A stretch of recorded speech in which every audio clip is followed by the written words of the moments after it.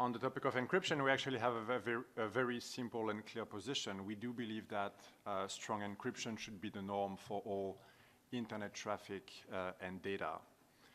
And why is that? And that's because secure encryptions are really the bedrock of trusted exchanges online on a daily basis in many domains, from daily e-commerce transactions, financial transactions, and actually also to protect some very fundamental rights, such as the ability to communicate online in a confidential way. Now, of course, every technology has two edges, and the same technology that can be used by millions and millions of law-abiding citizens can also be used to conceal criminal activity.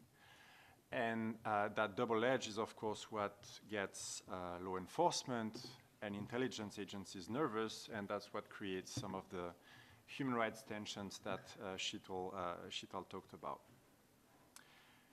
So in that context of sort of reconciling those two sides, encryption policies that you're going to discuss in the breakouts have a difficult task to reconcile and address two important and sometimes compelling policy objectives. On the one hand, securing infrastructure, communications, and data. And on the other hand, enabling law enforcement and intelligence agencies to access communications that are targeted and suspected of illegal activities. Now, the encryption policy debate has evolved over the past 4 years, as mentioned before, from a place where the dominant discourse from governments was related to backdoors, a sort of special access for governments into encryption, to, I think, these days a bit more a debate that has shifted to asking companies to set limited or reasonable levels of encryption, and also growing asks from law enforcement to be able to circumvent encryption when they get court orders, what is often referred to as lawful hacking. And in a way, that sort of shifting policy debate also reflects a change in the encryption market. And some encryption services are actually more law enforcement friendly than others. For example, in the last 4 years, we've seen some companies actually getting rid of their ability to decrypt customer content. That is the case on many devices that are encrypted by default. For example, if you have an Apple a smartphone, an iPhone.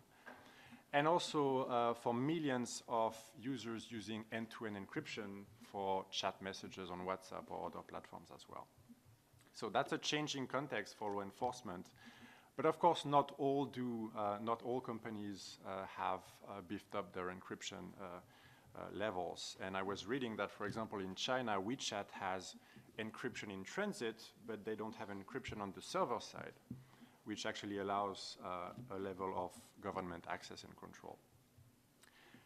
So as, again, you get into those breakouts soon, I think that one of the biggest dilemmas facing both law enforcement and companies is how much encryption is enough and who gets to decide. And I think you also have to think about, can encryption policies achieve adequate levels of proportionality between security and human rights? Can things like lawful hacking I just mentioned be a solution that leaves the majority of users protected while targeting only suspected criminals? I mean, I think these are all questions that we need to think about in the current context, and that are very difficult. So it's good to have the expertise of all the people in the room to explore those in the second phase. Thank you.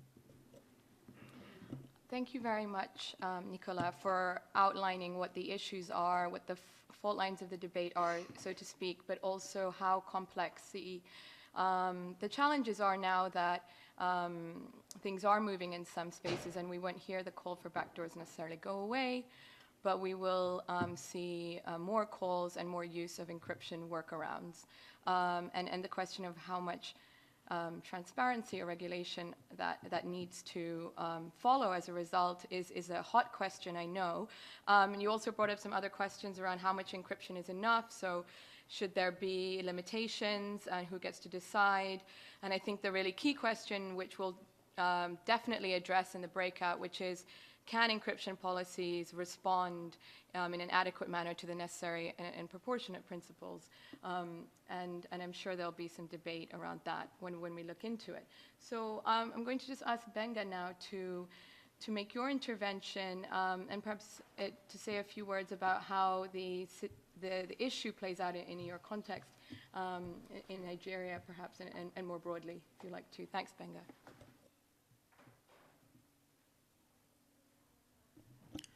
Thank you. Benga Shasam with Paradigm Initiative. And just to clarify from the onset that there are two sides to this reaction we see from governments in terms of, encryption and policies. There is the genuine interest in addressing criminal issues, right? And I put genuine in quotes, deliberately. And there is the opportunistic approach, where a government wants to do something, a government wants to clamp down, a government wants to crack down, and then saying that terrorists use encryption then is like an excuse, because the real intention is to actually crack down on either opposition or active voices. And I think it's important to put that out there, because if we don't, then we mix up the entire debate, and then we believe that everyone, actually has intentions to fight crime. That's the reason, why we're having this debate. But that's not true.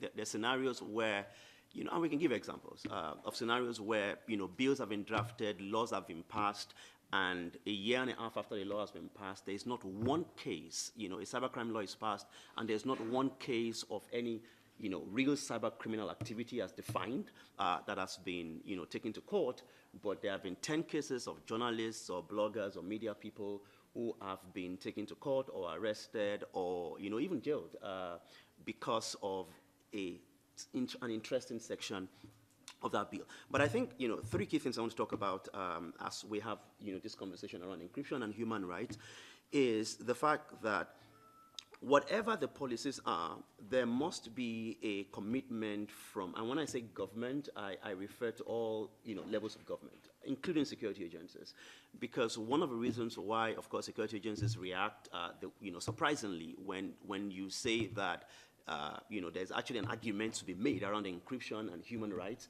is the fact that this is sort of a disruption to the modus operandi, as far as they're concerned. But I think there's a need to respect process. And by process, I'm not referring to process as stipulated by one side. I'm speaking of process as agreed. One of the things that we found extremely useful is that over the last few months, we've had conversations between unlikely partners. And I say unlikely partners because I'll give an example, say civil society and say a national security agency or things like that. Typically, you would have these two groups think, okay, you know what, this is the enemy or that is the enemy. But you have conversations because people see things based on, where they work. It's like the story of the visually impaired men who were touching the elephant. One was touching the tail and said, this is a rope.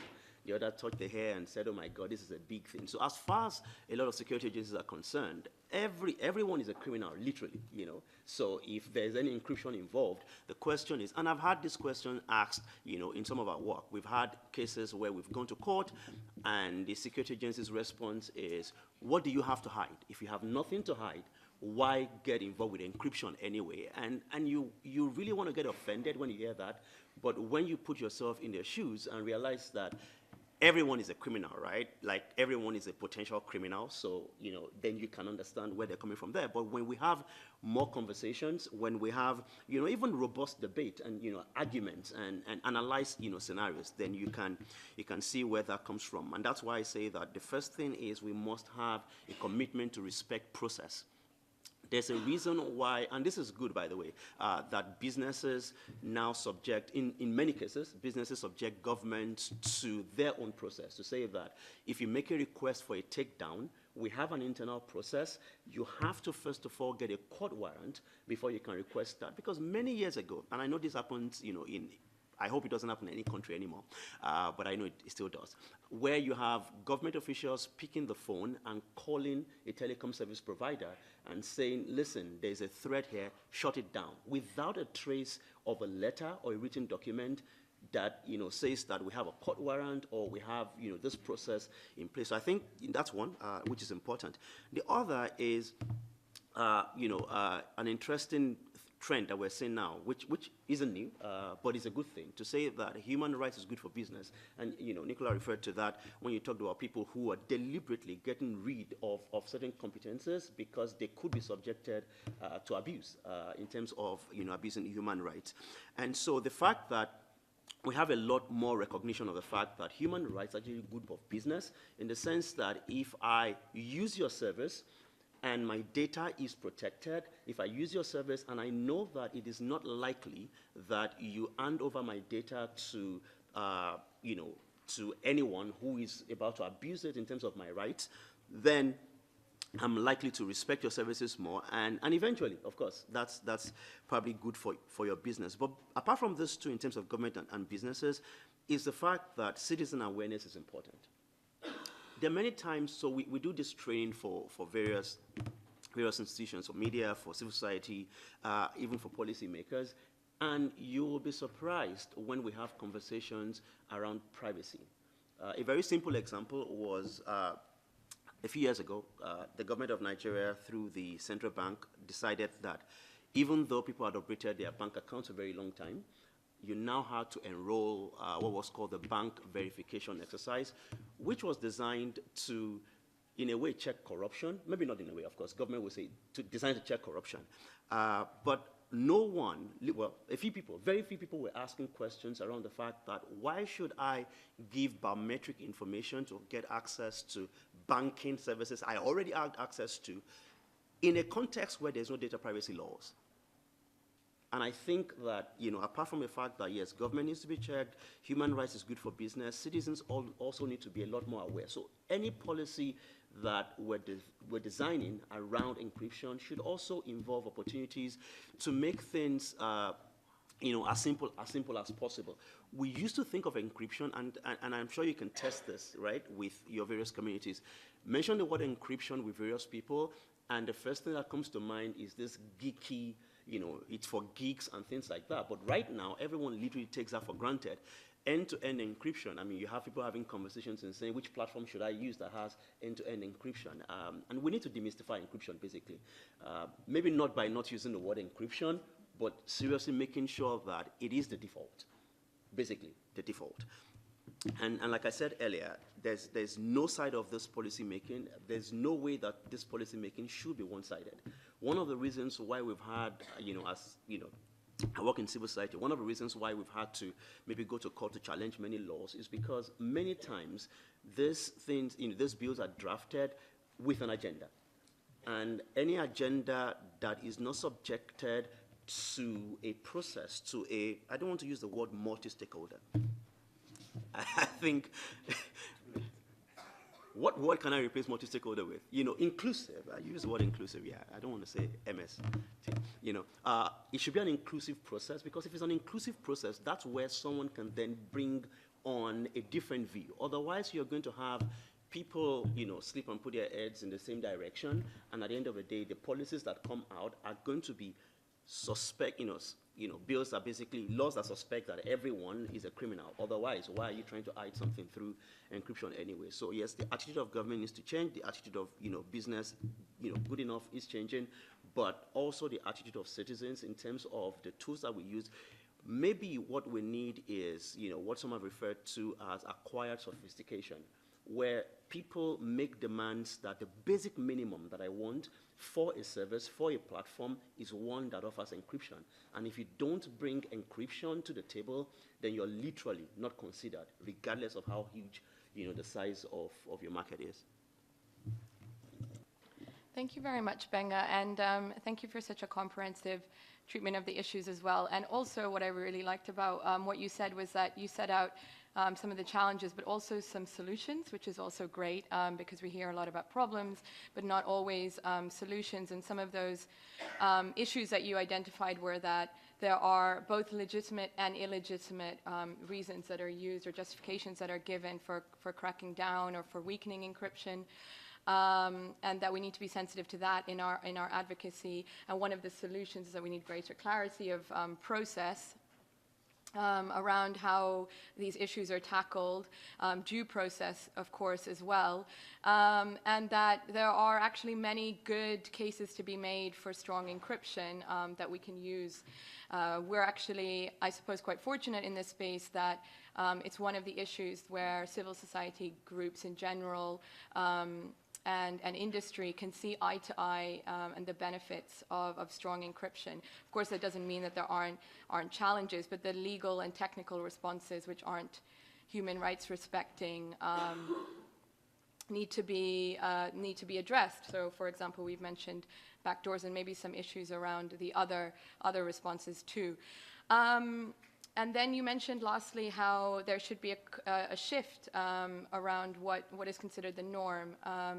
And a lot of our advocacy work in this space, as GPD, is exactly doing that and trying to shift the debate, especially in high-level policy spaces, from one which paints encryption, strong encryption, as primarily an enabler of crime, to one which recognizes its integral value as an enabler of human rights and trust and security in the network. And so where basically it would just be inconceivable for people to demand anything but strong encryption. So hopefully we're moving in that direction, and what is really important is, of course, legal and policy responses that ensure that reality. And we'll come to what those might or might not look like in the breakout session. We technically have just half an hour left, but we started a bit late, and I'm aware that in the following session there are we're getting into the detail of laws and policies, so there might be some questions from the floor for our panelists. So I'd like to take just under 5 minutes to take any questions, should you have them. If you could introduce yourself, and if you also have a question for one of the panelists in particular, if you could direct it at them, that would be great. So I'm opening up now to the floor for any questions. Yes, the gentleman there. Hello, my name is Daniel. I'm from Youth IGF Brazil, and what I really think is that this discussion, we should be talking more about the future. The panorama will change soon. We have quantum computing coming here. Microsoft released C# language with a simulator. Google has a simulator enabling quantum computer. The encryption standards will change drastically, and the governments, the companies will get over it. What we should be discussing is to don't let them do this kind of thing. Approving laws. In Brazil, we had WhatsApp blocked 2 times because they couldn't investigate it. And bills will be passed. What we really should do for the future?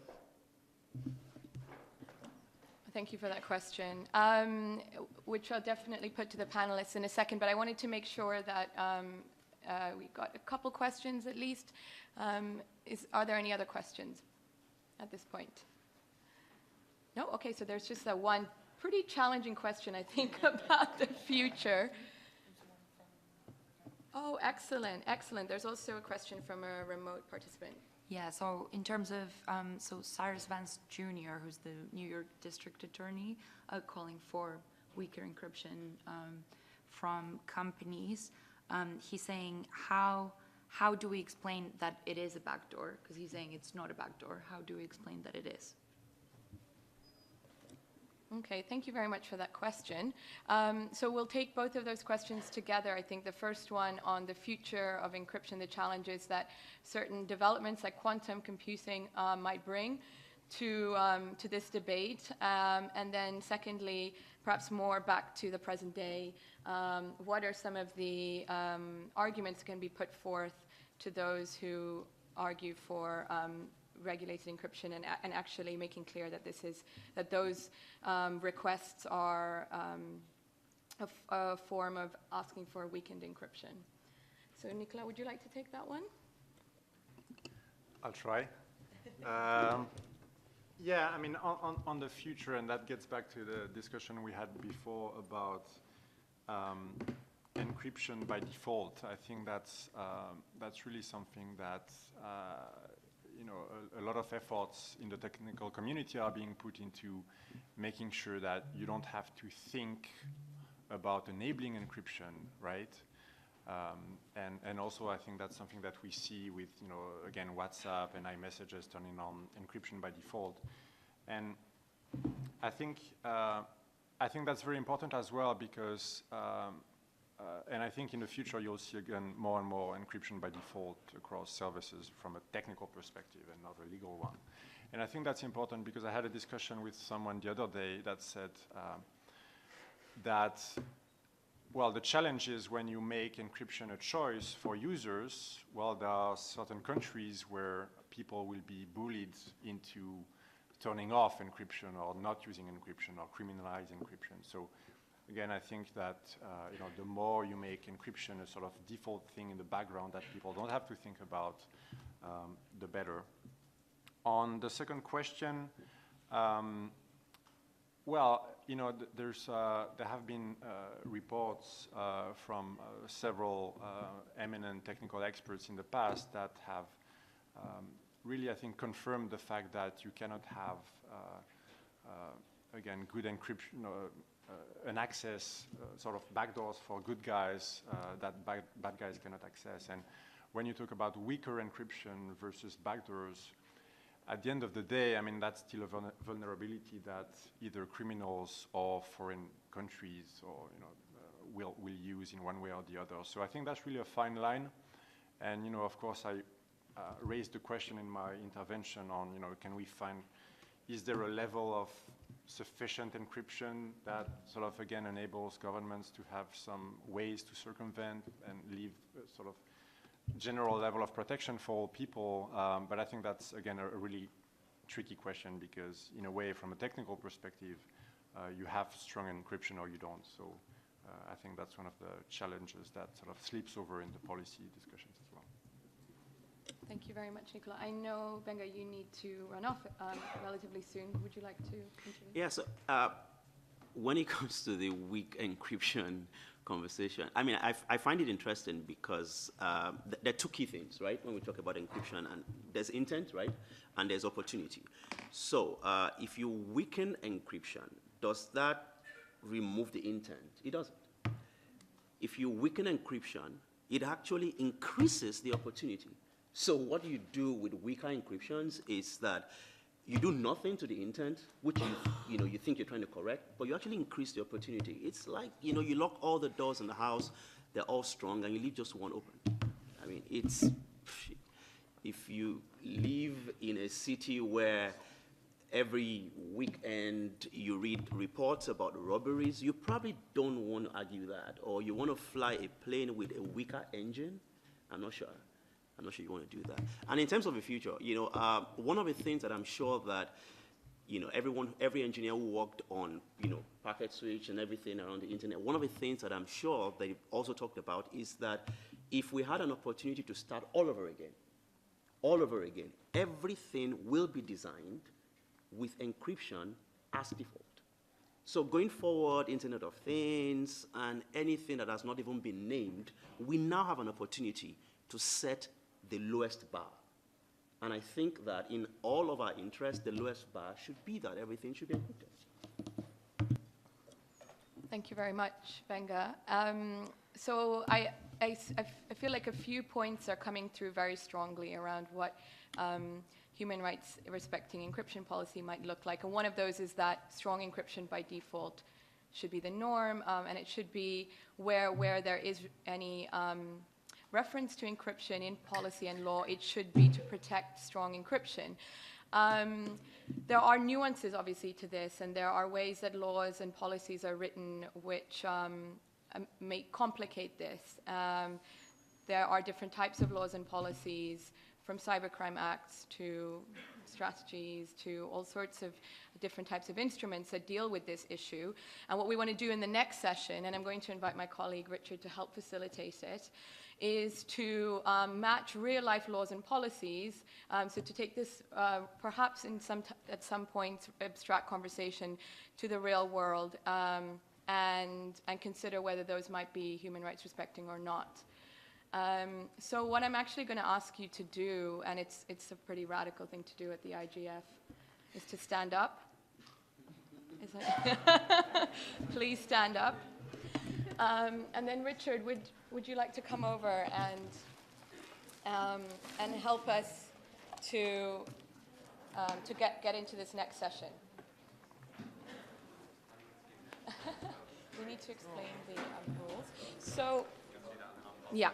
Okay. So, if you find the people next to you and group together, I know that the chairs are mobile, so you can move them around. If we have 7 groups, that would work really well. So perhaps just naturally find the people around you to group together with. And I would ask Nikolai to join one of the groups too, in case you're interested. And then we will distribute a table and a set of excerpts from policy and law. And we would ask you to consider which of the excerpts relates to the criteria which are set out in the table, to have a discussion about that, be able to justify it when we come back in plenary in 10 minutes, and to match that on the table. So it should become a lot clearer when you see the table and the excerpts, and we'll go right ahead. Richard, do you want to add anything? Okay, great.